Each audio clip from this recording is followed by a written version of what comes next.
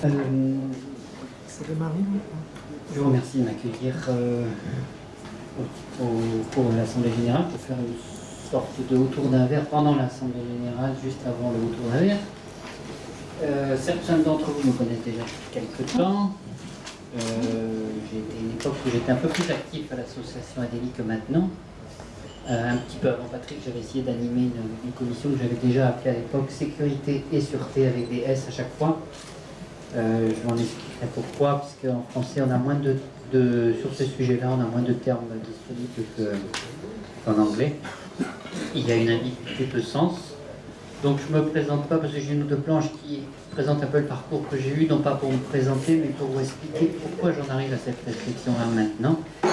Pourquoi j'en arrive à essayer de démontrer qu'il faudrait intégrer trois notions que j'appelle les trois sécurités, certains les appellent certainement autrement. La sécurité immunité, la sécurité innocuité et la sécurité intimité. J'ai peur que ça soit un peu petit, que ça soit flou. Mais... Immunité, pardon. Sécurité, immunité, innocuité, intimité. Innocuité et intimité. Oui. J'aurai largement le temps de revenir sur ces différents termes pour reprendre les notes.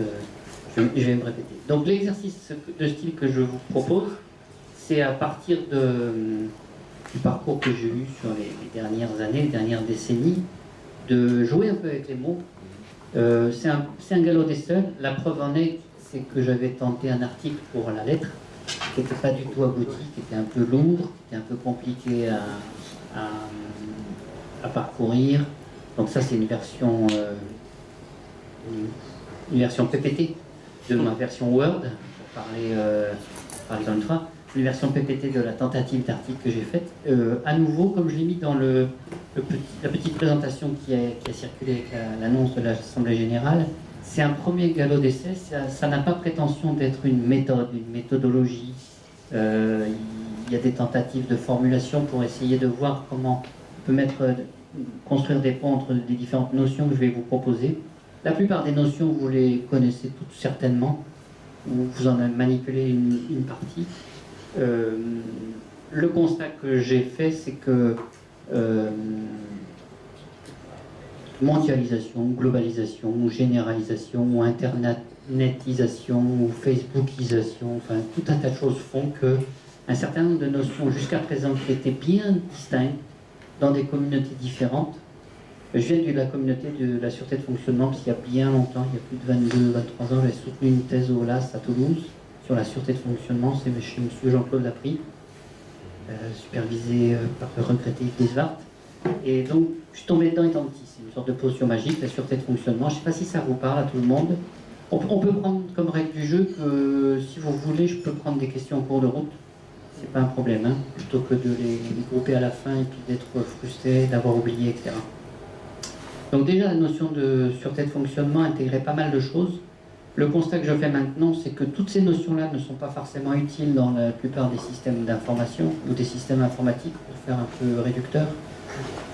Mais certaines des sous-notions qui sont dedans sont de plus en plus manipulées et de plus en plus intégrées les unes aux autres, d'où la proposition de comment intégrer. Peut-être qu'à l'issue de cette soirée, j'aurais dû baptiser je me rendrai compte que j'aurais dû baptiser ce titre comme pourquoi intégrer, non pas comment, parce que je suis encore une fois dans un début de réflexion où je pense qu'il y a beaucoup de choses à faire. Alors venant du monde de la recherche il y a très longtemps, je prétends pas faire des travaux de recherche parce que j'ai juste publié un papier qu'on appelle Poster dans une conférence franco-française de chercheurs, recherche appliquée, hein, pas recherche fondamentale, à Lyon ce printemps-ci sur ces notions-là. Encore une fois, l'article que j'ai proposé n'était pas un article de chercheur pur et dur et il n'y avait pas suffisamment de matière aboutie, donc c'est vraiment un premier stade de la réflexion qui me fait dire que, pour certains qui connaissent, la sûreté de fonctionnement a plus de 35 ou 40 ans d'âge quand même. Ça vient du monde de la fiabilité des systèmes matériels, puis la disponibilité des systèmes matériels, puis des systèmes logiciels, et un certain nombre de notions que je ne vais pas prendre le temps de rappeler là, mais qui sont de plus en plus orientées vers la sécurité telle qu'on la conçoit classiquement. Parce que je vais lâcher le premier mot en anglais, la sécurité au sens security, où on parle de confidentialité, j'en reviendrai dessus tout à l'heure. Sauf que la sûreté de fonctionnement, c'est une propriété générique qui voit différentes facettes selon qu'on fait son marché, selon ce dont on a besoin, de manière à prendre en compte certaines facettes de la sûreté de fonctionnement dans certaines circonstances. Par exemple, la sécurité pour l'information, la sécurité au sens innocuité pour les systèmes qui peuvent occasionner des défaillances catastrophiques du point de vue de l'environnement ou du point de vue des personnes humaines, la fiabilité par rapport à la perte de continuité d'activité, la maintenabilité par rapport à la capacité à être réparée et améliorée. Sauf que ces différentes notions-là sont souvent additionnées les unes à côté des autres sans forcément prendre en compte la notion de sûreté de fonctionnement essentielle de départ, qui est d'avoir une approche intégrée pour toutes les traités. On les additionne. À nouveau, ce que je prétends faire, c'est pas faire mieux que Jean-Claude Laprie, qui pendant 20 ou 30 ou 40 ans a été le pape de la sûreté de fonctionnement, oui. Par rapport à un exemple qui est de la sûreté de fonctionnement pour la société Sony, ça rentrerait dans quelle partie par rapport à ce que tu expliques? Les attaques qu'ils ont subies récemment, Oui. c'est la security. Puisqu'en fait, ils se sont fait voler, confidentialité, et diffuser un certain nombre de choses. Ils se sont fait bloquer. J'essaie de prendre des mots qui vulgarisent un peu exprès, mais les deux principales propriétés qui ont été attaquées, parmi les trois propriétés de base essentielles à l'origine de la sécurité au sens security, c'est la disponibilité et la confidentialité. À ma connaissance, c'était des films, c'est ça? Le film qui devait paraître. Ils n'ont pas balancé sur le net une version modifiée du film. Donc il n'y a pas eu de souci d'intégrité. Il y a juste c'est un souci de confidentialité et d'exclusivité de la publication du film. Ils ont pris toutes les coordonnées des employés, ils ont... C'est vrai. Donc là, ta question va plus loin que peut-être ce que tu pensais en la posant et ce que je pensais en y répondant. C'est que ça touche déjà à deux des trois propriétés dont je parle. La sécurité immunité, parce que immunité, ça fait allusion au virus informatique, ces choses-là. C'est juste cette image-là. Et la sécurité intimité, c'est-à-dire il y a des données à caractère personnel qui ont été volées et qui ont été redistribuées sur certains sites. Donc là, je vais passer rapidement sur qui je suis, pas tellement pour que vous puissiez retenir tout mon parcours. C'est pas le but de vous présenter mon CV.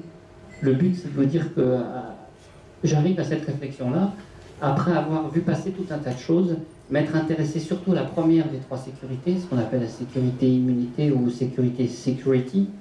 Mais je pense pas, je commande pas tout ça. Au passage, oui, j'ai dû mentionner qu'à un moment donné, j'ai dû animer un groupe de travail. Il y avait des S au sein de la DELI.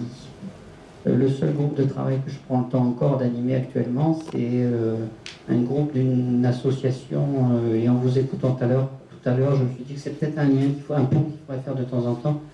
La FCDP, l'Association française des CPDCP, au sens de la loi informatique et liberté. Les CPDCP, c'est ce que la CNIL appelle des CID, pour faire plus simple, parce que c'est plus facile, pardon. Les correspondants à la protection des données à caractère personnel. Donc j'anime le groupe régional Grand Sud-Ouest, enfin Sud-Ouest toulousain, autour de ces questions-là. Et un des éléments qui étaye mon raisonnement de ce soir, c'est que plus on parle de sécurité au sens de protection, plus on parle de protection des données à caractère personnel, plus à chaque fois on dérive sur le problème de la sécurité. En fait, c'est deux communautés différentes, c'est deux choses différentes. Quand on parle de protection des données à caractère personnel, ça englobe en partie des démarches de sécurité, mais pas seulement. Il y a des choses qu'on fait au titre de la protection des données personnelles. Il n'y a pas de mot en français, il n'y a pas le mot privauté ou privacy, il y a le mot anglais, privacy, sauf que la privacy ne concerne pas que l'informatique, ça concerne le respect de la vie privée quand on est en train de marcher sur le trottoir, quand on est en train d'aller au parc avec ses enfants, quand on joue au foot ou des choses comme ça. Donc moi j'ai tendance plutôt à traduire ça par la souveraineté, être souverain des données, des informations qui me concernent.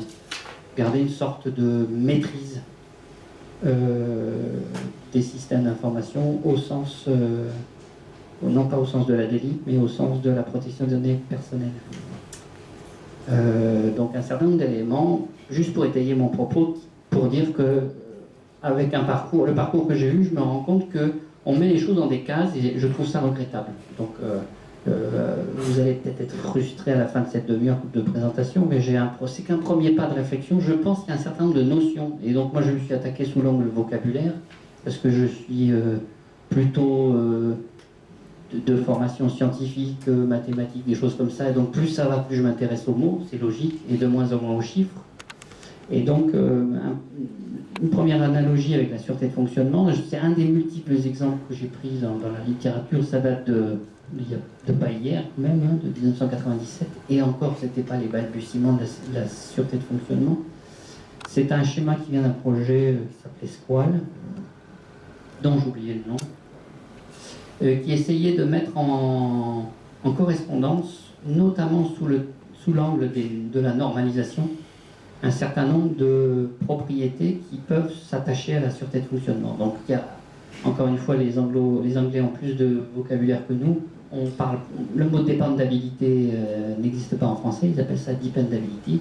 La sûreté de fonctionnement, c'est une propriété qui date des années 70.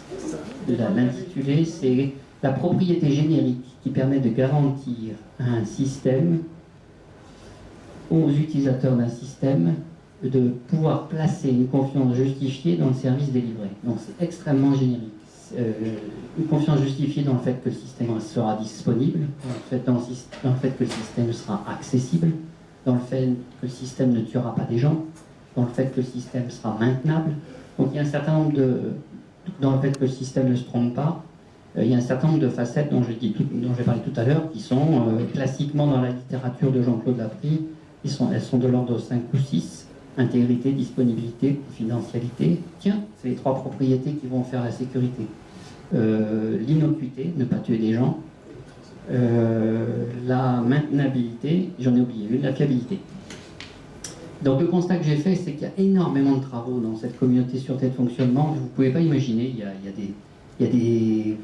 dans par le monde entier, il y a des dizaines de colloques et de congrès par an sont consacrés à la sûreté de fonctionnement, soit la fiabilité simplement, soit la fiabilité du matériel, de plus en plus à la fiabilité du logiciel, de plus en plus à la sûreté de fonctionnement en général de tout ce qui est embarqué dans des Airbus, embarqué dans des systèmes genre SCADA. Tiens, on peut parler de l'attaque Stuxnet, qui est une attaque qui relève de la communauté sécurité, mais pour un environnement qui étaient les systèmes SCADA. L'attaque dont on a entendu parler, c'est maintenant notoirement connu, c'était pour attaquer les centrales nucléaires iraniennes et faire ralentir leur processus de fabrication, d'utilisation du nucléaire pour l'armée et non pas pour le public. Et donc, un premier exemple qui me vient au passage, de problème de l'ordre de la sécurité. Le verre Stuxnet, c'est un verre qui a été fait par des services gouvernementaux, hein, sûrement d'après ce qu'il se dit, les Américains et les Israéliens, qui voulaient attaquer l'Iran. Et bonsoir. Et c'est un problème qui peut relever a priori que de la sécurité. Security. Un verre, ou un virus particulier qui va de part en part. Pour la petite histoire, il n'aurait jamais dû s'échapper des cibles vers lesquelles il est allé, mais il y a juste une clé USB qui l'a porté, qui l'a mis sur un système qui était totalement déconnecté du reste du monde, qui fait que ça a commencé à envahir certaines plateformes qui n'étaient pas ciblées par ce vers-là au départ. Et c'est à ma connaissance le bidule. Les Anglais parlent de malware, les Québécois parlent de maliciel. C'est le maliciel le plus malin qui ait jamais été existé. Je crois qu'il y avait en lui-même, il y avait deux virus ou 3 virus et trois exploits de vulnérabilité dans le même code extra simple, extra raccourci. Et donc c'est encore une fois un exemple de problème de safety, puisque ça concernait des centrales nucléaires, qui a été occasionné non pas par un problème de safety en tant que tel, mais par un problème de security, pour prendre les 2 termes anglais de la sécurité. Il n'y en a qu'un en français. Et en français, on est parti de travers, parce qu'on parle d'épingle de sûreté, ou on devrait dire épingle de sécurité, pour pas qu'elle s'ouvre quand on ne veut pas. On parle de ceinture de sécurité, on devrait dire ceinture de sûreté. Les termes sont comme ça. C'est de traviole, mais c'est comme ça. Donc, quand vous êtes dans un avion, vous prenez la carte, c'est consigne de sécurité, alors que c'est sécurité vis-à-vis des personnes, safety. Et là, pour une fois, en anglais, c'est bon, il parle de safety instructions. Donc, où c'est mis en français comme il a traduit, ce qu'on pourrait croire l'a traduit comme étant la traduction de sexuality, semi-safety, il y a plein d'exemples comme ça. Et c'est pas le hasard, ça vient en fait du fait que ces notions-là, elles ont été distinguées, non pas dans les balbutiements, hein, parce que ça fait 30 ou 40 ans que ces notions-là sont manipulées, mais elles ont été distinguées pour faciliter les choses, hein, on compartimente les choses pour pouvoir traiter chaque problème l'un après l'autre, et de plus en plus, avec l'intégration des choses, on se rend compte que donc ça va être le leitmotiv de la soirée. Je vais vous montrer souvent des schémas à trois patatoïdes, trois bulles. De plus en plus, les choses sont intégrées les unes aux autres. Donc les trois bulles dont je vais vous parler, c'est celles qui sont dans le titre. C'est la sécurité au sens classique. Donc dans les années 70-80, on disait sécurité informatique. On disait même avant sécurité des operating systems. C'était par ça qu'on a commencé. La première inquiétude du monde de l'informatique, c'était d'être sûr que les OS qui étaient dans les machines n'avaient pas été piégés, comme on dit en bon français, n'avaient pas une porte dérobée, une trapdoor, par les méchants d'en face. C'était sous l'époque de la guerre froide, hein, donc il fallait que les Américains produisent des systèmes dont ils soient sûrs que les Russes n'avaient pas mis des pièges et inversement. Donc l'origine de la sécurité, c'était surtout militaire, c'était surtout le côté confidentialité. On va dire les années 70. Les années 80, on a vraiment commencé à parler de sécurité informatique. Les années 90, on a parlé de sécurité informatique et réseau, à l'époque où on parlait des TIC, où il y avait des grands programmes européens pour améliorer les TIC avant qu'elles deviennent des NTIC, les nouvelles technologies de l'information et de la communication. Les années 2000, on a plus commencé à parler de sécurité des systèmes d'information, ou du système d'information pour le rendre invariable. Et je pense que maintenant on arrive dans les années 2010 à parler bientôt de plus en plus de sécurité de l'information en général. C'est ce qui va dans le sens de ce que je veux vous exposer ce soir, c'est de dire que la sécurité de l'information, ou la sûreté de l'information, ou la souveraineté de l'information, je ne sais plus, les trois, couvre tous les domaines et comme on l'a vu avec l'exemple, avec ta question, ou avec l'exemple des centrales nucléaires. Donc les trois bulles sont des choses qui sont parfois indépendantes du monde de l'informatique et du monde informatisé. La bulle qui est verte en haut à gauche, c'est les systèmes d'information et de communication. La partie qui est à droite, c'est les informations à caractère personnel, et la partie qui est en bas, puisque le premier pas de ma réflexion vient du monde de la santé, de la sphère santé sociale, c'est la sûreté ou la protection, j'allais dire l'intégrité physique, mais je vais encore mélanger les propriétés, donc on va dire l'innocuité de la personne accueillie, que ce soit accueillie dans une maison de retraite, dans un EHPAD, dans un établissement de santé, par un médecin, etc., etc. Et à partir du moment où de plus en plus de choses vont être informatisées, on a des soucis à se faire, à prendre en compte vis-à-vis de la sûreté des personnes. Pour prendre un exemple, il faut savoir que de plus en plus de machines ont du logiciel embarqué au pied du lit du malade. Il y a des colloques dans lesquels on démontre que pour imager la chose, on remplace un dispositif de régulation du sang, de la respiration, de n'importe quoi, de pompe à insuline. On le remplace par un drone qui est en train de flotter dans la pièce, et on peut prendre la main à distance sur ce genre de machine. On peut prendre la main à distance maintenant sur des pacemakers. On peut prendre la main à distance sur des choses. Donc avec la semaine qu'on vient de vivre, on peut imaginer que si quelqu'un voulait faire un nouveau 11 septembre de je sais pas quoi, avec une camionnette, on pourrait passer dans Paris devant un certain nombre d'hôpitaux, on pourrait faire pas mal de dégâts, je pense. Donc, je ne suis pas là pour faire du catastrophisme, mais c'est pour dire que les systèmes sont plus cloisonnés comme avant. Il y a des fréquences, il y a des choses sur lesquelles on peut interagir et faire en sorte que si on s'attaque par cette porte verte, la sécurité de l'information, on peut, c'était le cas de l'exemple qu'on a regardé avec Sony, on peut avoir une attaque directe sur la protection des données personnelles, ou bien on peut aussi avoir une attaque directe sur l'innocuité des gens, la santé des gens. Donc ça fait que c'est en plus le petit logo de la micro-entreprise que j'ai créée récemment. Ça fait qu'il y a trois bulles de sécurité qui se parlent et qui sont plus aussi déconnectées qu'avant. Elles s'intersectent. C'est le but de ce petit diagramme de Patatoïde. Là, plus élégamment, on parle de diagramme de veine. Et je vais essayer de vous montrer que les réunions, les intersections de ces différentes bulles, quand on les zoome, peuvent être des notions, encore une fois, je suis dans les premières étapes de ma réflexion, peuvent être des notions qu'il faudrait prendre en compte pour fédérer un certain nombre de réflexes, un certain nombre de démarches. Dans tous les cas, on pourra faire des notions d'analyse de risque, que ce soit des analyses de risque pure sécurité comme on le fait classiquement, avec des méthodes que vous connaissez. Pour ceux qui ont un peu suivi la sécurité, que vous connaissez peut-être, comme les méthodes Méhari et BIOS, ou prendre tout simplement l'application de la norme ISO 27005. On fait aussi des analyses d'impact du point de vue de la protection de la vie privée, la privacy en anglais, que moi j'appelle secrecy ou souveraineté.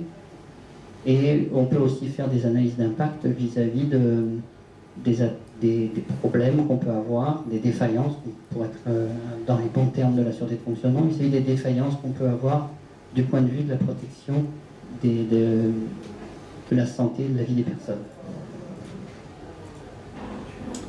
Donc quand on fait un petit zoom sur la sécurité au départ, j'ai passé l'essentiel de ma carrière à ne travailler que sur l'une de ces trois sécurités, et plus récemment sur la sécurité informatique, et plus récemment sur la protection des données personnelles, pour faire un zoom sur la définition de la sécurité au sens sécurité informatique, sécurité des systèmes d'information, sécurité de l'information, ça évolue.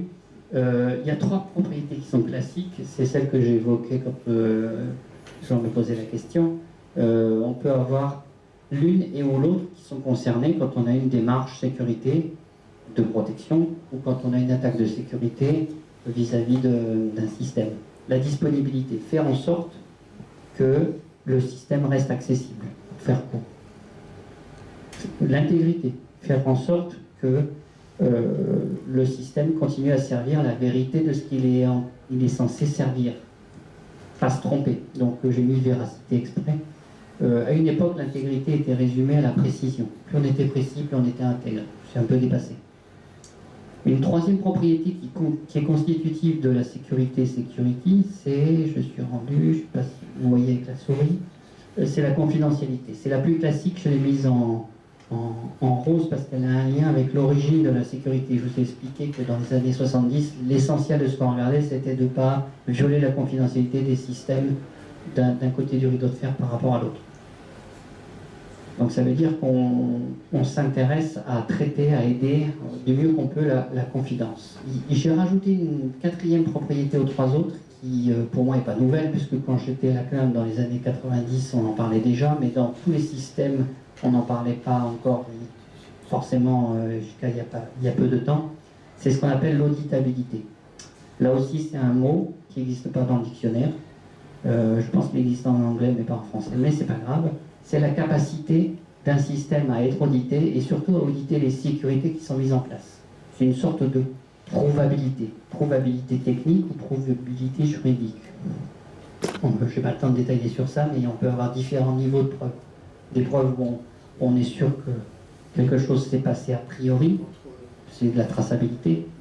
On est sûr que quelque chose s'est passé a priori à partir de telle initiative, de telle personne, c'est l'imputabilité.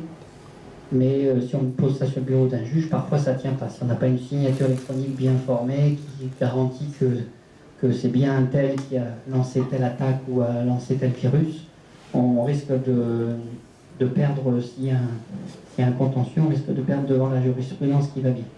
Donc il faut rajouter des outils qui permettent d'avoir une preuve au niveau électronique qui est aussi fiable que la preuve manuelle. C'est ce qu'on appelle l'opposabilité, l'admissibilité en preuve. Les Anglais parlent de proof of evidence.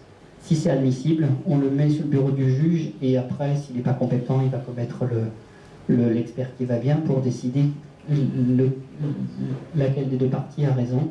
Et on a la notion d'irréfutabilité une fois que le juge a jugé, que le jugement a été jugé.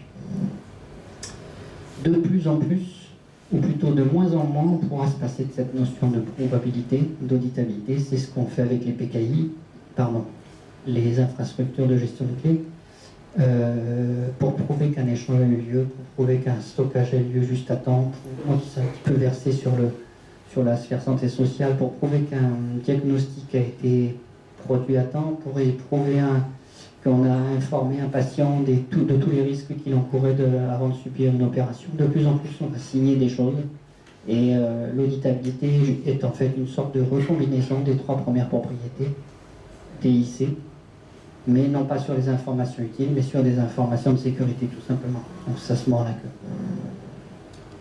Donc j'ai fait un long zoom sur la sécurité avec son origine et son histoire, TIC de plus en plus A, parce qu'en fait c'est celle qui va être au centre du jeu vis-à-vis de l'innocuité, vis-à-vis de l'intimité.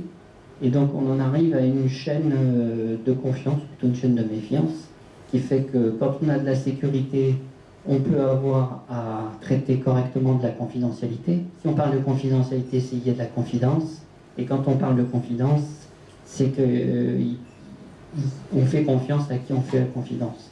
On dit classiquement que quand on est deux à partager un secret, si on est deux à partager un secret et que je vois le secret circuler sur le net et que c'est pas moi qui est trahi, je sais qui ça sera. Quand on est 3, c'est impossible. Je ne saurais jamais lequel des deux de vous deux m'aurait trahi si le secret qu'on a à 3 circule sur le net. Et donc, je ferai un petit zoom tout à l'heure sur des notions d'anonymisation qui sont dans la bulle, non pas security, mais dans la bulle privacy, non pas dans la bulle sécurité-immunité, mais dans la bulle sécurité-intimité, où à une époque, on avait eu un projet, on avait eu à partager un secret pour anonymiser des données de santé entre toutes les cliniques et tous les hôpitaux de France. Donc là, on n'était plus 3 à partager un secret, mais 900 et quelques. Donc ça vous montre le niveau de robustesse qu'on avait voulu mettre sur ce supra-secret. Après, il y a une petite nuance dont j'avais peut-être parlé la dernière fois où j'avais fait une rencontre autour d'un verre, c'est la nuance entre les deux confidentialités. C'est là où les deux bulles, sécurité et sécurité intimité se rencontrent. C'est qu'il y a une notion de confidentialité classique que vous connaissez, qui est réversible. Quand on échange un message un peu sensible et qu'on ne veut pas que tout le monde, toute la Terre le sache, on chiffre au départ, on déchiffre à l'arrivée, il y a plein d'algorithmes de chiffrement. Certains disent de cryptage, avec des clés de chiffrement, des clés de déchiffrement, on prend la même, on ne prend pas la même, etc., etc. Mais on reste dans quelque chose de réversible qui relève de l'éphémère.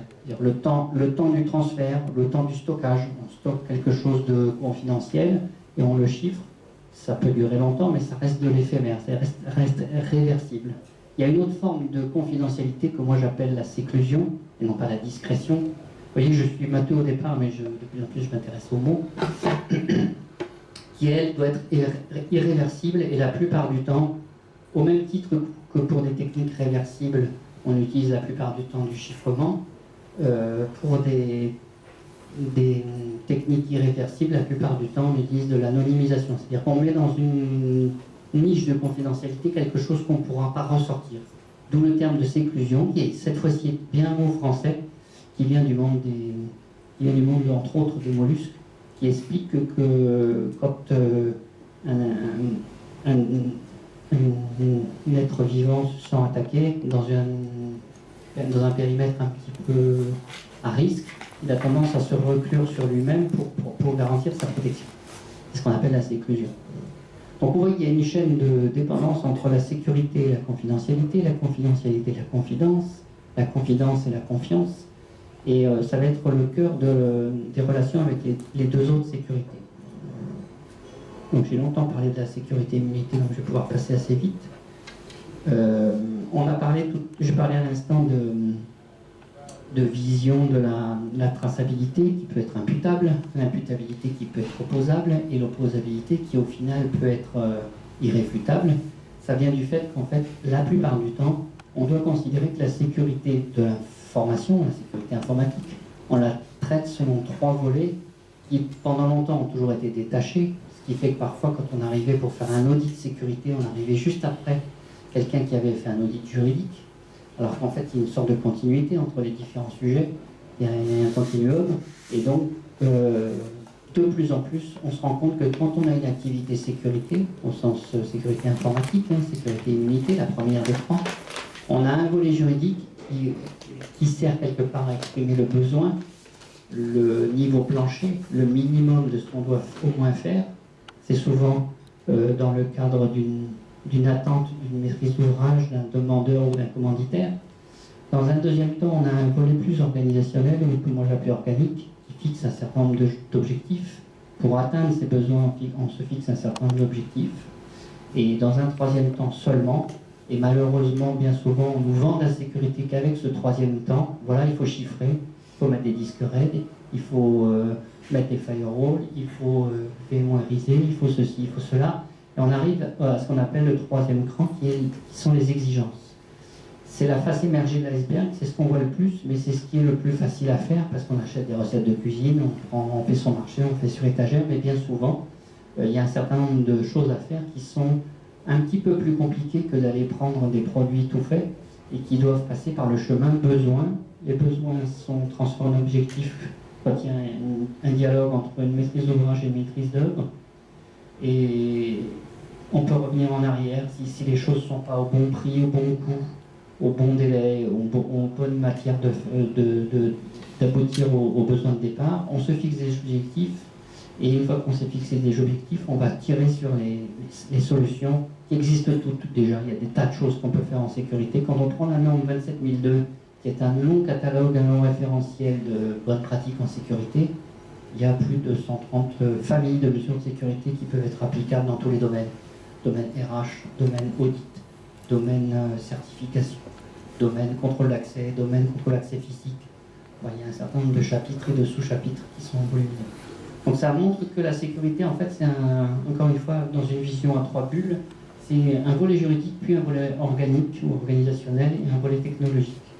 Et pour prendre l'exemple de la sécurité, on applique ça aux 3 bulles essentielles de la sécurité, qui sont la disponibilité, faire en sorte que les éléments d'information ou les process, ou les programmes, ou les logiciels soient accessibles en temps et en heure, tel que c'est spécifié. Plus l'intégrité, faire en sorte que les données qui sont manipulées n'ont pas été modifiées de façon inappropriée, plus la confidentialité, et où à chaque fois, hein, quand je dis plus c'est et où, faire en sorte que les données ne sont accessibles ou lisibles ou manipulables que par ceux qui ne sont autorisés à les lire, à y accéder ou à les manipuler. Dans le monde militaire, on parle du besoin d'en connaître. Dans le monde de la santé, on parle du secret médical, du secret professionnel, parce que le secret médical n'existe plus en tant que tel. Et il y a une sorte de relation de confiance d'ailleurs entre un soignant et un soigné qui a l'équivalence du besoin d'en connaître. Ça s'appelle le colloque singulier. Il y a un dialogue particulier entre un médecin et son patient qui s'appelle le colloque singulier, qui fait qu'on est encore une fois dans la relation dont je parlais. Vous dites, s'il repart en arrière, on n'a pas fini. La relation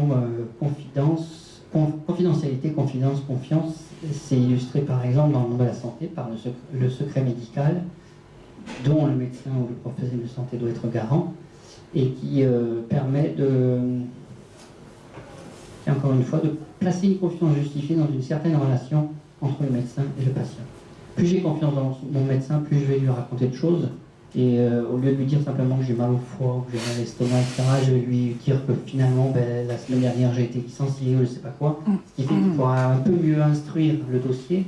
Il aura un peu plus confiance dans son patient, puisqu'il lui délivre tout un tas d'informations.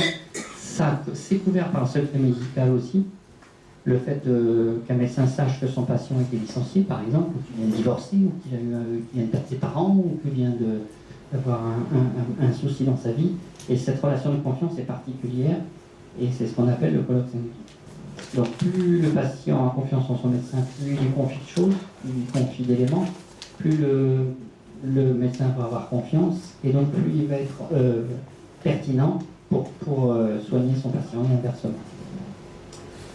Donc ça fait que quand je vais entrer dans la notion d'intégration, enfin, ça c'était le côté sécurité avec les 3 propriétés de base. La 4e qu'on voit au centre, l'auditabilité, ça n'est autre que de rendre des données, non pas utilisateurs, non pas des données finales, mais des données qui servent la sécurité, une clé de chiffrement, une signature électronique, un certain nombre de codes d'accès, un certain nombre de façons de configurer un certain nombre de dispositifs de sécurité, faire en sorte que ces informations-là, qui sont des méta-informations en fait, elles soient elles aussi avec certaines contraintes de disponibilité, en disposer quand on en a besoin, certaines contraintes d'intégrité, ne pas se tromper de clé de chiffrement pour chiffrer avec une certaine communauté d'internautes ou de correspondants, et aussi confidentielle la plupart des mesures de sécurité maintenant, des exigences de sécurité, reposent sur des choses qui sont non plus des savoir-faire, des algorithmes. Les algorithmes sont publics, mais sur des clés qui permettent de déclencher des processus ou des algorithmes.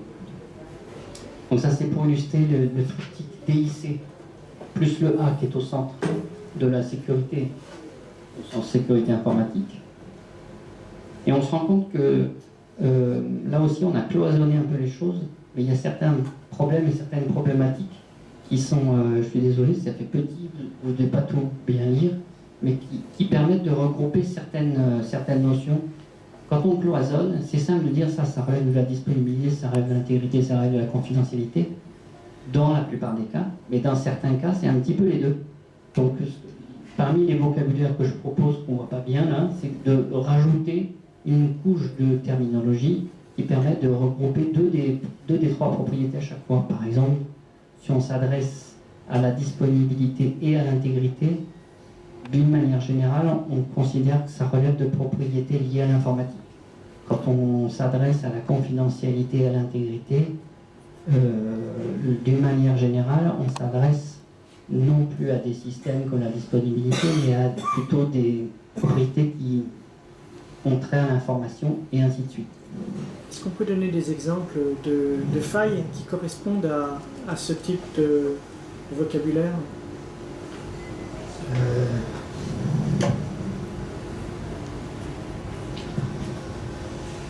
Alors, faille, c'est ambigu parce que quand on fait une démarche d'analyse de risque, on parle de menace de vulnérabilité. Donc la faille, de menace, voilà. Une menace au quotidien. Un délit de service concerté, un DDoS, c'est à la fois un problème d'intégrité parce que le système ne saura plus travailler correctement, et c'est un problème de disponibilité au-delà d'un certain seuil. Un système qui subit une attaque en déni de service concerté, DDoS, en deçà d'un certain seuil, il est simplement saturé, donc il répond plus autant que prévu, et il n'est plus, si on a un système par exemple de base de données avec des requêtes, le système ne répond plus de façon aussi continue et aussi fluide que ce qu'on attend. En revanche, si le niveau de saturation augmente et que le DDoS commence à réussir son coup, on n'est plus dans un problème simplement d'intégrité, mais on est dans un problème de disponibilité. C'est le premier exemple qui me vient comme ça. Quand un site internet est squatté, par exemple, ça vient dans quoi? C'est-à-dire qu'il est complètement... Après, c'est-à-dire, notion de nid de coucou, c'est-à-dire qu'on se sert d'un site pour se faire héberger et on dit rien à personne, c'est ça, hein, squatter. Le site d'un journal, par exemple, un site d'un journal est complètement... on change complètement le mélange. Défiguré. Ouais. Défiguré, c'est pas la même chose que squatter. Défiguré, c'est de l'intégrité. Mais du coup, le site ne fait plus office, ne sert plus à ce à quoi il était prévu, puisqu'on a remplacé... ça a valu la place d'un Premier ministre en Angleterre à une époque, hein, quand le site de son parti avait été défiguré pour faire la propagande du parti adverse. C'est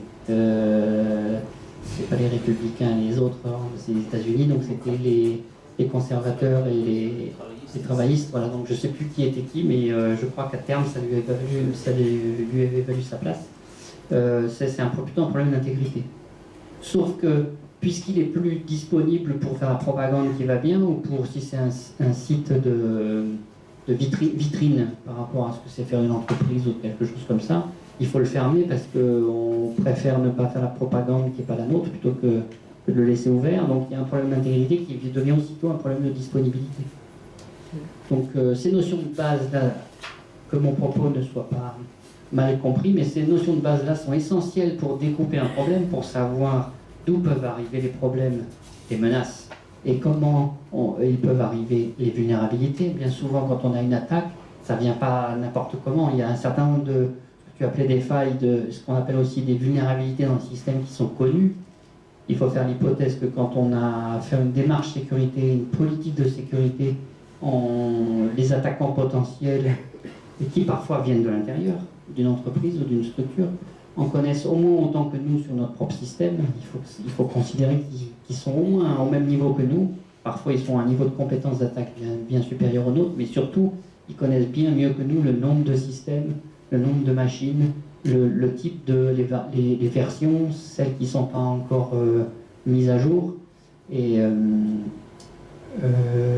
la vulnérabilité, c'est la menace qui profite de la vulnérabilité pour attaquer un système. Donc, pour découper, pour faire ce qu'on appelle une analyse de risque sécurité, c'est nécessaire de savoir si on va mettre des niveaux de besoin, puis des niveaux d'objectifs, puis des niveaux d'exigence en D, en I, en C, disponibilité, intégrité, confidentialité. Pour avoir un raisonnement de base, c'est clair qu'il faut découper ces notions-là, mais les exemples dont on vient de parler montrent que très vite, une attaque en D peut passer d'abord par une attaque en I, intégrité, puis en D. Une attaque en confidentialité n'attaque pas s'il faut que la confidentialité. Il y a l'intégrité d'une clé de chiffrement ou l'intégrité d'un module de contrôle d'accès qui a été violé, et ainsi de suite. Donc une autre forme de notion que j'essaye de développer, à nouveau on ne lit pas bien, c'est les points communs entre ces différentes propriétés. J'espère que dans quelques temps, le deuxième pas de ma démarche, ça sera de pouvoir exploiter toutes ces notions-là pour avoir des méthodes ou des modèles ou des démarches pour fédérer un peu un certain nombre de choses. Si on regarde le point commun entre la disponibilité et l'intégrité, si on a ces deux propriétés qui sont garanties, le point commun c'est que ça devient exploitable. Si on regarde le point commun entre l'intégrité et la confidentialité, le point commun c'est la fiabilité, ou l'ancien mot qui désignait la fiabilité, pour ne pas confondre avec la propriété de fiabilité qui est une des propriétés de la sûreté de fonctionnement, j'appelais ça la fiabilité, c'est du vieux François. Si on regarde en commun la confidentialité et la disponibilité, c'est non plus l'exploitabilité, mais l'utilisabilité, et ainsi de suite. Alors, donc ça correspond à ce que je commentais tout à l'heure. Si on regarde ces deux aspects-là, c'est plutôt l'aspect informatique. Si on regarde ces deux aspects-là, c'est plutôt l'aspect données personnelles. Et si on regarde ces deux-là, c'est plutôt les aspects usage. La deuxième sécurité, qui est bien moins connue, c'est celle qui est de plus en plus dans des machines, dans des logiciels embarqués, de systèmes de command and control, ou de systèmes de surveillance de centrales nucléaires, ou de systèmes de régulation de réseaux de fourniture d'énergie, ou dans des logiciels qui pilotent des transports automatisés sans chauffeur, comme le VAL à Orly par exemple, ou des systèmes soit terrestres, soit embarqués dans des avions, dans des satellites, etc. On parle donc de sûreté de fonctionnement, de sûreté au sens innocuité, lapsus, dès qu'il y a un risque de catastrophe sur l'environnement ou sur les personnes. Donc c'est la petite sœur de la sécurité, certains l'appellent aussi la sécurité, mais ce n'est pas la sécurité informatique ou des systèmes d'information, c'est la sécurité innocuité des personnes. Et là aussi, il y a un certain nombre de propriétés de base qu'il faut regarder pour être sûr que le système, au moins, dysfonctionne correctement, si jamais il est attaqué ou si jamais il a des problèmes. Là, le risque, ce serait concrètement, ce serait que le véhicule s'arrête, par exemple Alors, justement, c'est pas dans la culture de la sûreté de fonctionnement, mais moi j'ai essayé d'identifier 3 formes de problèmes.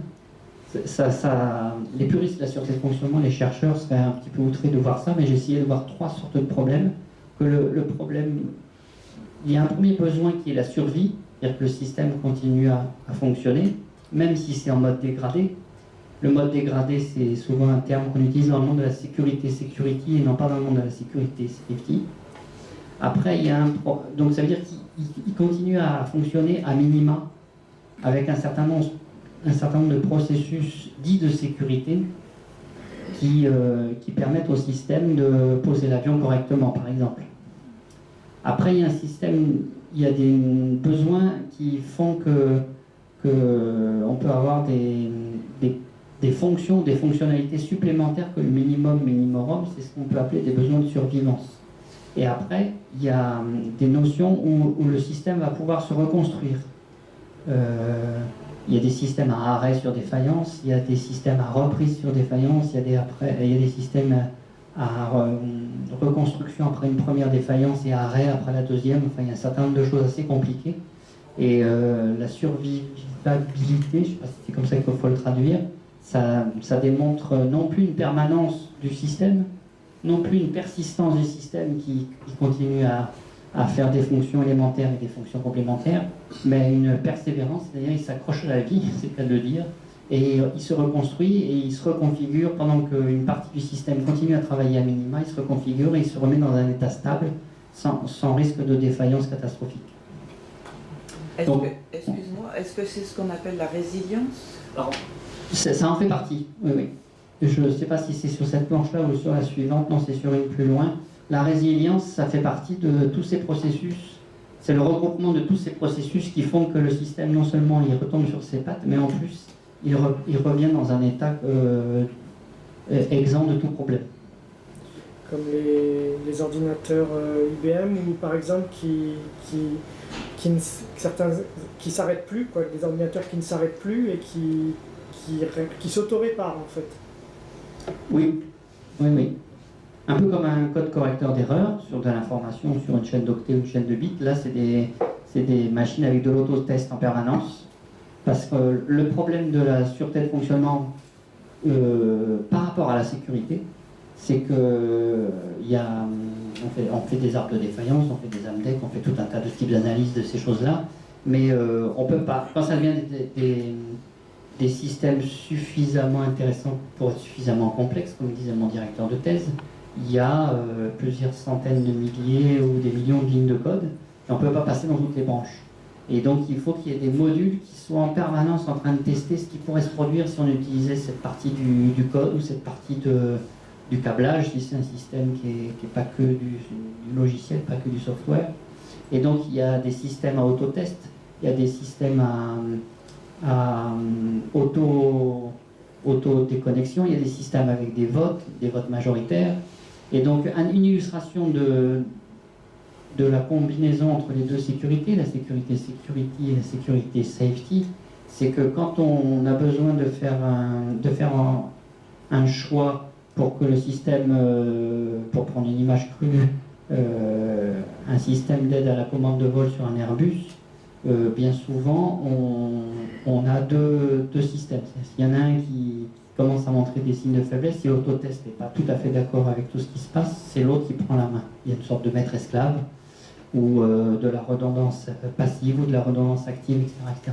Quand on commence à être dans des systèmes un peu plus critiques, non plus dans des avions mais dans des satellites, on a un système à 3 DTMR, Duplicated Modular Redundancy, et à ce moment-là, à 3, ou à 5, ou à 7, ou à 9, tous les chiffres impairs, tous les nombres impairs, on peut faire un vote majoritaire. Et là, on considère que ce sont ceux qui ont la majorité qui vont avoir raison.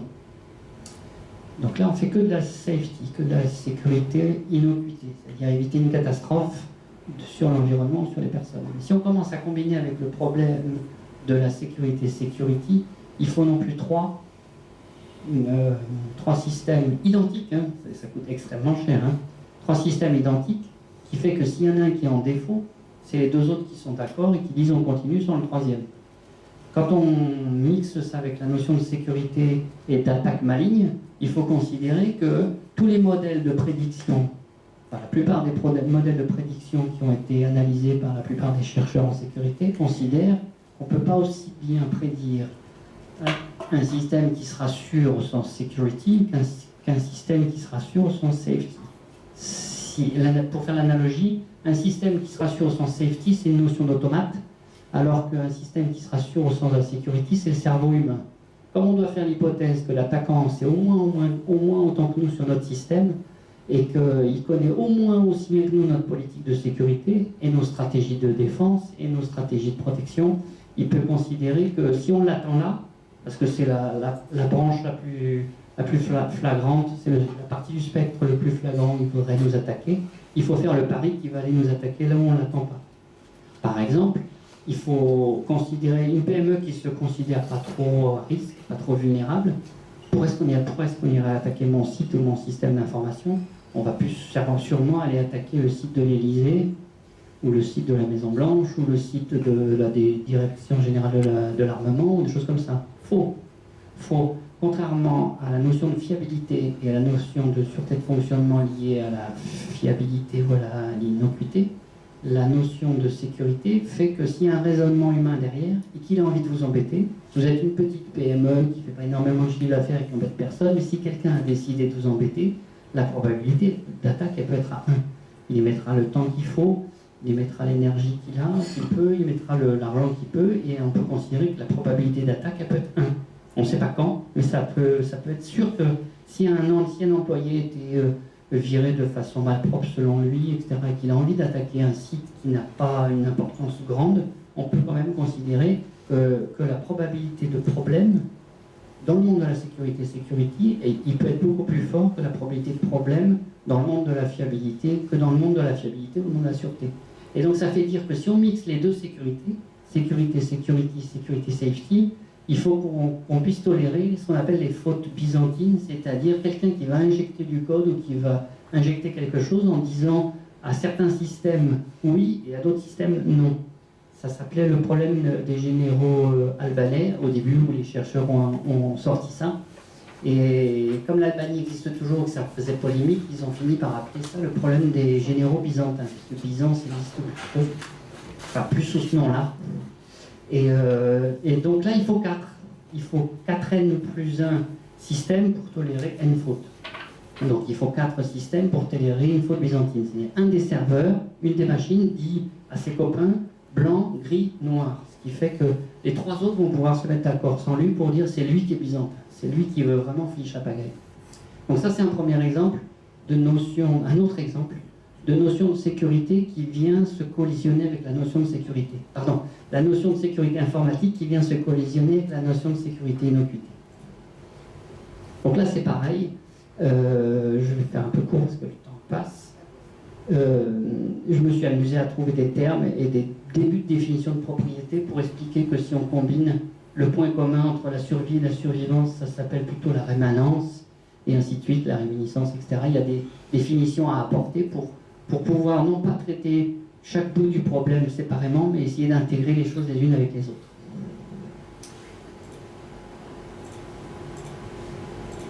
La troisième sécurité, pour l'illustrer, mais je ne peux pas tout parcourir, hein, c'est après la sécurité informatique ou immunité, la sécurité des personnes ou innocuité. Et la troisième, c'est l'intimité, c'est-à-dire la protection des données à caractère personnel. Pour certains, ça fait partie de la première sécurité. Protéger les données à caractère personnel, c'est simplement protéger en confidentialité surtout, mais aussi en intégrité, parce que la loi informatique et liberté parle des deux. Quand on est sous le coup d'une loi informatique et liberté parce qu'on manipule une certaine quantité de données à caractère personnel, on retient toujours qu'on doit la confidentialité des données que des personnes nous ont confiées. Leurs données personnelles, leurs adresses, leurs pathologies dans la santé, leurs habitudes d'achat pour des consommations sur Internet, leur numéro de carte bancaire, etc. La loi informatique le dit aussi, et liberté le dit aussi, mais on doit aussi prendre en compte l'intégrité. Quand on fiche des gens, il faut les ficher de façon correcte. Un exemple tout bête, qui arrive rarement, qui n'arrive jamais, mais quoique, c'est si on décide de mettre dans un fichier, non pas la date de naissance d'une personne, mais son âge, il faut penser à l'actualiser régulièrement. Et donc il arrive un moment où on peut avoir des problèmes, comme ça a peut-être été le cas au moment du passage en 2000, où des papis de 105 ans ont reçu des lettres pour l'aide de la PMI, protection maternelle médicale infantile. Donc la loi informatique liberté peut être considérée par certains comme étant qu'un sous-ensemble de la sécurité informatique, ou de la sécurité immunité. Donc là aussi, si on fait une démarche à 3 volets, juridique, organique et technologique, on se rend compte qu'on peut arriver à des solutions, je vous fais grâce du détail, qui peuvent être totalement différentes. On peut avoir besoin d'anonymiser, dans certains cas. On peut avoir besoin d'avoir des anonymats qui sont liés les uns aux autres. C'est des pseudonymats, des pseudonymes qu'on chaîne entre eux. Ça se fait quand on fait des études épidémiologiques, que des statisticiens ont besoin de regarder des bases de données énormes avec un certain nombre d'épisodes de soins. Est-ce que tel vaccin a marché? Est-ce que tel protocole de soins a fonctionné? Est-ce que tel épisode de soins n'a pas subi une rechute? On a réopéré, etc., etc. Sauf que comme ce sont des statisticiens ou des chercheurs en médecine, mais pas des médecins soignants, ils n'ont pas, au sens de la loi informatique et liberté, nécessité de voir les noms, les prénoms, les dates de naissance, les lieux de travail, les lieux d'habitation, etc., etc. Donc il faut parfois conserver ces données-là parce qu'en fonction de l'environnement dans lequel vit un patient, on a besoin de savoir qu'il est asthmatique parce qu'il habite dans telle région, qu'il fait tel trajet ou qu'il utilise un moteur diesel et pas un moteur à essence et je ne sais pas quoi. Et donc pour être sûr que la loi informatique et liberté est respectée, souvent on utilise des anonymats mais qui sont chaînés, c'est-à-dire chaque information, chaque épisode d'information qui concernera une personne sera chaîné avec le même pseudonyme. Et là, bon, je vous fais grâce des détails, mais on se rend compte assez vite que des données anonymisées ne sont pas anonymes en fait. À force de chaîner trop d'informations qui concernent une personne, on se rend compte que ça finit, c'est l'expression que j'aime bien, ça finit par transpirer l'identité de la personne. Je vais vous donner juste un exemple, si j'ai le temps, on est bientôt au bout. Si je vous dis, mais je vous l'ai peut-être fait lors de la dernière autour d'un verre quand on était à la villa de l'autre côté de Paris, si je vous dis que depuis 81, on savait qu'il pouvait éventuellement aller avoir un rendez-vous en oncologie au Val-de-Grâce, mais on sait aussi que depuis 81, il pouvait avoir un rendez-vous au service oncologie du Val-de-Grâce n'importe quel jour de la semaine, mais depuis 88, on savait qu'il pouvait avoir un rendez-vous en oncologie au Val-de-Grâce n'importe quel jour de la semaine, sauf le mercredi matin. Ça transpire l'identité de quelqu'un qui doit être en Conseil des ministres pendant la cohabitation. Il ne peut pas laisser le Conseil des ministres qu'à son Premier ministre, période de cohabitation.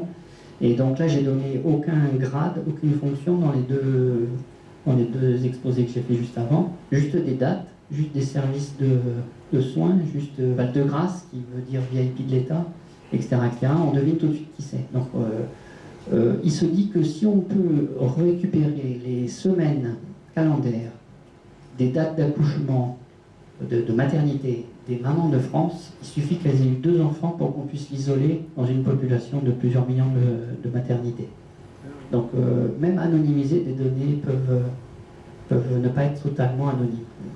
C'est ce qui fait que quand il y a eu une proposition de loi, petite loi de révision de la loi informatique et liberté, qui date donc de la même année de création que la création de la DELI, la loi informatique et liberté date de 78, elle a été révisée en 2004, suite à la directive européenne de 95 qui devait être transposée en loi française en 98, donc on l'a fait en 2004.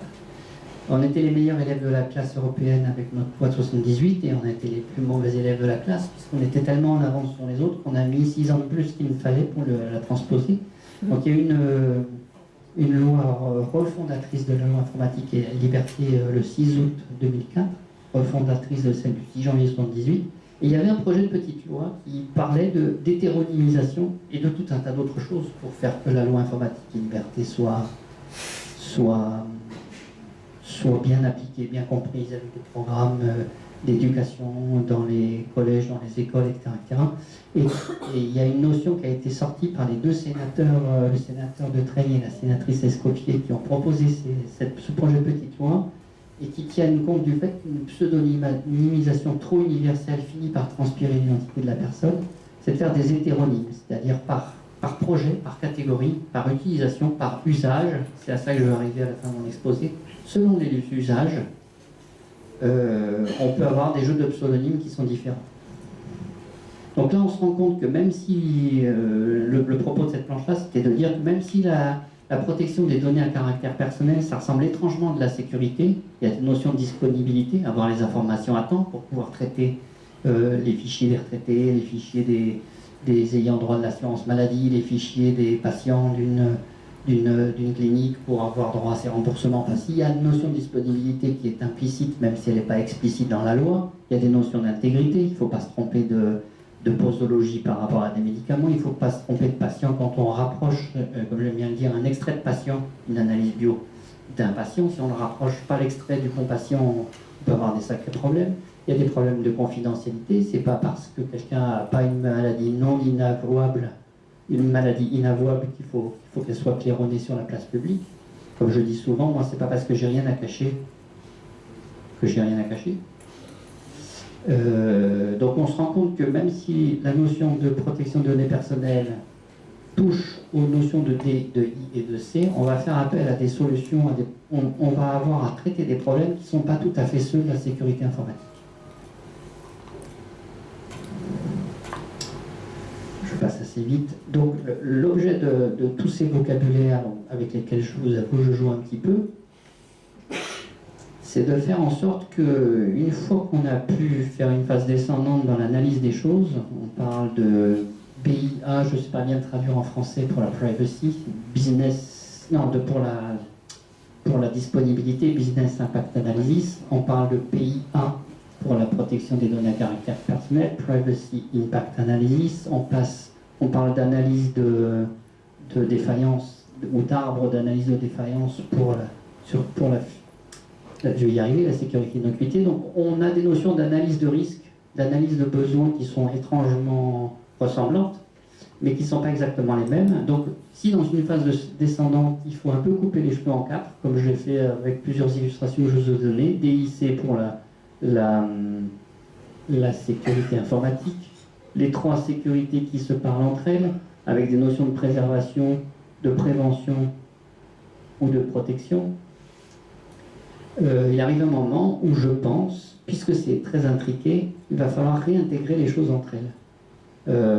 Un problème de disponibilité d'un réseau de communication pour un CCAS qui a permis à des personnes âgées avec une assistance médicale à domicile d'avoir un pendentif avec un bouton de secours pour rappeler en cas de problème. C'est quoi? C'est des données à caractère personnel, un petit peu, puisqu'il y a un problème de santé. C'est des problèmes d'innocuité, puisque si jamais le bouton ne fonctionne plus, la personne ne pourra plus appeler les secours. C'est un problème de sécurité informatique. Si quelqu'un fait une attaque sur le réseau qui est censé transporter l'appel de secours, etc., on se rend compte qu'avec de l'embarqué partout, avec du réseau partout, avec tous les modes de communication qui répondent maintenant dans la fraction de seconde, on se rend compte que les trois notions sont dans beaucoup d'exemples embarqués dans un seul et même problème. Protection des données personnelles, protection de l'information en général, sécurité, security, et protection des personnes et de la vie des personnes, sécurité, safety. Voilà. Ça c'est illisible, c'est express. C'est un certain nombre de publics qui datent d'il y a longtemps, dont je me suis inspiré pour essayer de vous faire ce panorama-là. Voilà, donc l'essai de ma démarche, c'est de passer la sûreté de fonctionnement d'un système informatique, qui pour moi date d'il y a plus de 30-35 ans, à une notion de sûreté d'usage des systèmes informationnels. Voilà. Vous avez des questions? Laurent. Moi j'ai une question. Moi, je crois que le problème de sûreté de fonctionnement, c'est toujours d'actualité. Oui. Mais le constat que je fais, moi, c'est que, comme je vous l'ai dit tout à l'heure, je suis tombé dedans étant petit, comme j'ai toujours Astérix, mais c'est Obélix dans la potion magique, étant tout petit. J'ai fait ma thèse j'ai soutenu ma thèse en 91, ça fait 23 ans.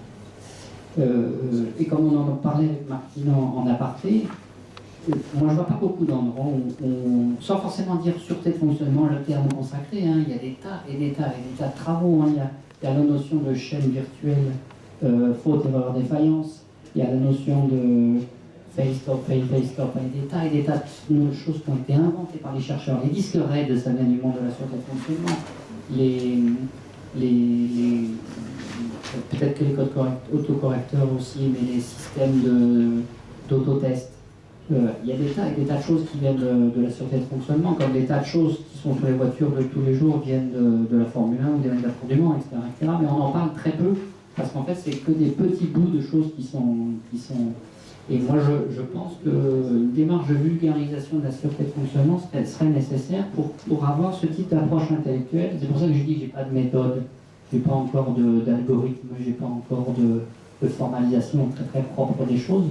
Mais je pense que enfin, la sûreté de fonctionnement qui a été souvent vue comme simplement la fiabilité des choses, une des facettes, mais c'est souvent résumé à ça, la sûreté de fonctionnement, la bonne fiabilité d'un système. Je pense qu'en fonction des usages, l'exemple qui est le plus récent que j'ai eu, là, c'est quand je vous parlais de ce bouton alerte mis en place par un CCAS dans une région.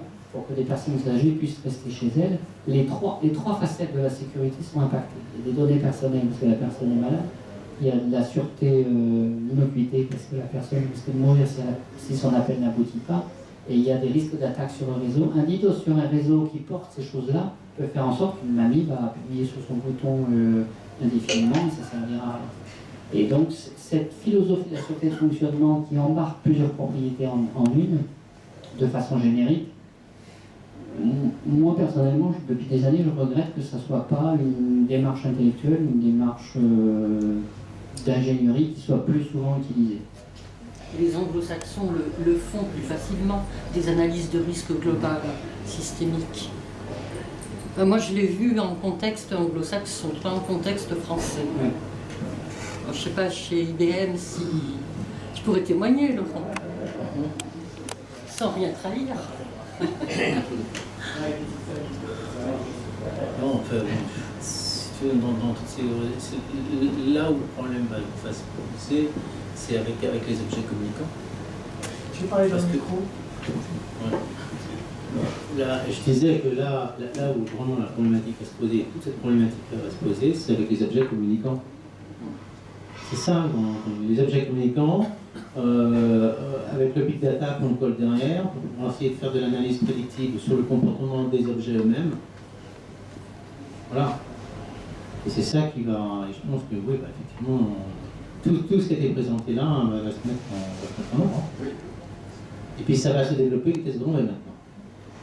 Même sans donner de nom, on saura de qui il s'agit. Oui, tout à fait. Bah oui, parce que de toute façon, avec le big data et tous les éléments, on peut tellement recouper l'information que pouf, on arrive à distinguer la personne. On n'a même plus besoin d'avoir son identité propre, etc. On arrive, de par son analyse comportementale, à travers le big data, à travers les objets connectés, à obtenir une signature. Et avec cette signature, bah, on a 2-3 choix possibles. On peut identifier 2-3 personnes. Ne serait-ce que ce matin, j'ai reçu encore un mail de Facebook pour compléter mon profil, pour qu'il soit plus personnel. Surtout pas.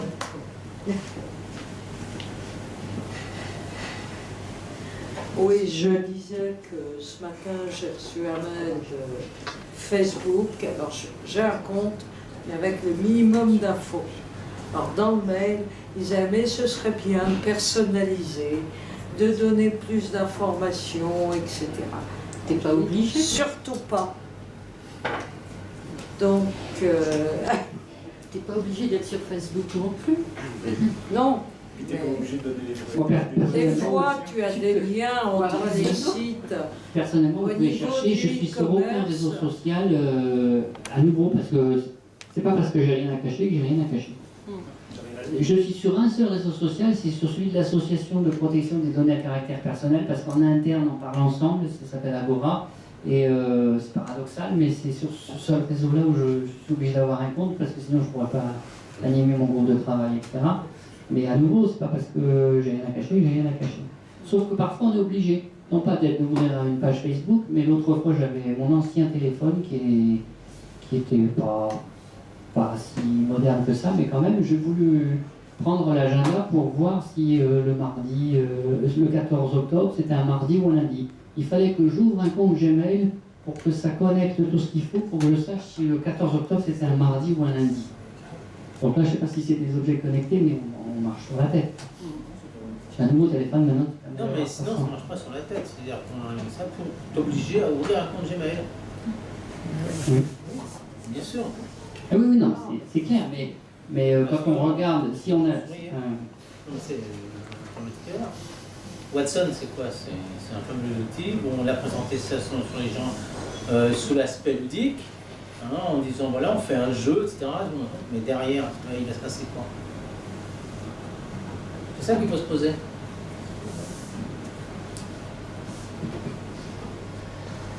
Si tu veux dire, Laurent, plus précisément. Plus précisément, c'est effectivement c'est l'exploitation de toutes les données pour exactement cibler, contrôler ce qui se passe. Voilà. Et sans compter par exemple les zones de Wi-Fi sont extrêmement piratées, qui en fait compte sont des véritables gruyères, mais on les vend pour être des gruyères parce que ce qu'on recherche, c'est que les entreprises recherchent à récupérer les données. Alors tant que c'est récupérer les données pour vendre, ça va, mais normalement, il y aura d'autres situations. Et le problème, c'est que ces informations-là ne seront pas, non pas entre les mains des officiels, comme on peut la NSA, les services secrets, enfin, ou l'État, mais ce sont rien des sociétés privées. Donc, et il ne faut pas se leurrer, même si les sociétés privées vont commencer à avoir des activités qui vont empiéter sur les États. On va avoir des armées privées. Simplement pour un signe sur la guerre du Golfe, la première guerre du Golfe, il y avait un civil pour 100 militaires. Deuxième guerre du Golfe, il y a un civil pour un militaire. Voilà. Il y a quand même un aspect des choses qui est important. On parle beaucoup de sécurité, mais quand on parle de sûreté, quand on parle de sûreté aujourd'hui, on a le problème de charge de machine. Alors je ne sais pas si on met ça dans le chapitre dependability, c'est la frontière est un petit peu floue. C'est-à-dire, en fait, c'est tous les problèmes système, on parle de big data, etc. Aujourd'hui, on est face à des problèmes que j'appelle, moi, scalability, c'est-à-dire, en fait, des problèmes de quantité, pas de... Donc là, on n'est plus sur des problèmes de sécurité, mais on a des problèmes de quantité, de traitement de l'information, des problèmes de performance, et des problèmes on va dire, de sûreté, des systèmes qui sont chargés d'exploiter les données. Si on connaît tous les pannes qu'il y a eu au niveau des téléphones mobiles il y a quelques années, enfin, il suffit qu'il y ait une défaillance, cette fois-ci non pas en termes de sécurité, mais en termes de sûreté sur un réseau, pour que ça puisse avoir un impact majeur. Enfin, un tas de problèmes qui sont liés à des problèmes de risque, justement. Voilà, j'ai mon téléphone qui fait un peu des interférences, j'ai l'impression.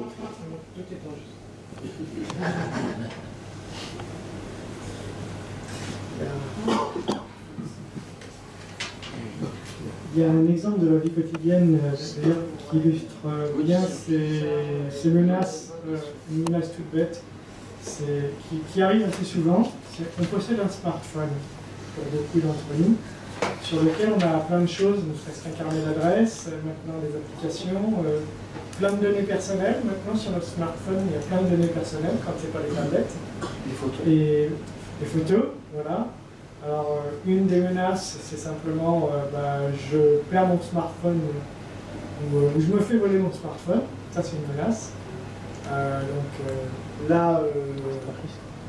Les conséquences peuvent être énormes. Alors, bon, si c'est un particulier qui vole mon smartphone à des fins personnelles pour le revendre au plus, encore c'est une chose.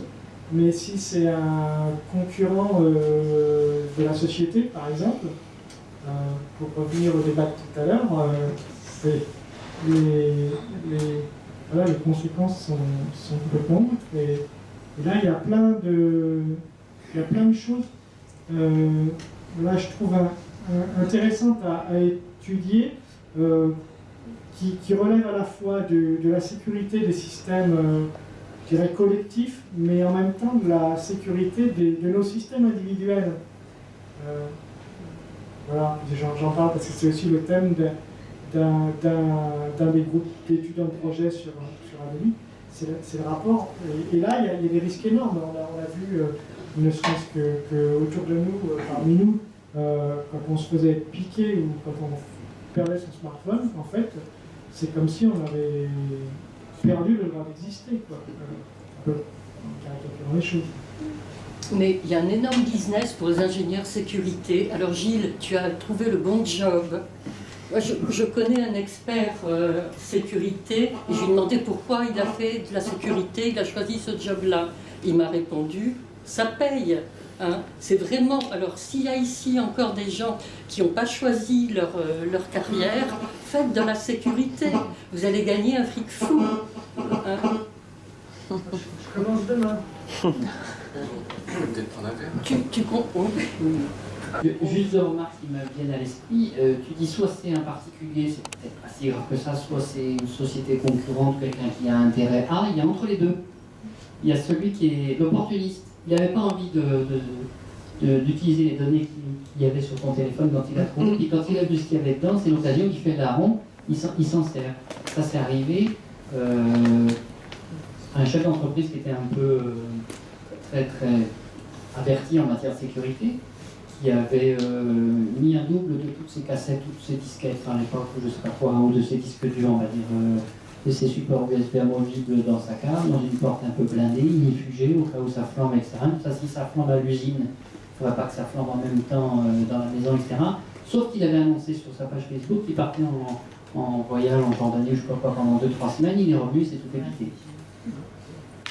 Alors qu'il avait une pièce forte dans sa cave. Donc peut-être que personne ne cherchait à l'attaquer, mais c'est l'occasion qui a fait l'arme. Il y en a qui se sont dit, il y a sûrement des fichiers clients ou des secrets industriels ou des choses comme ça. Alors que le gars était assez averti sur le sujet. On n'en sait rien sur Facebook. J'ai pas. Bon, mais je vous remercie. Merci.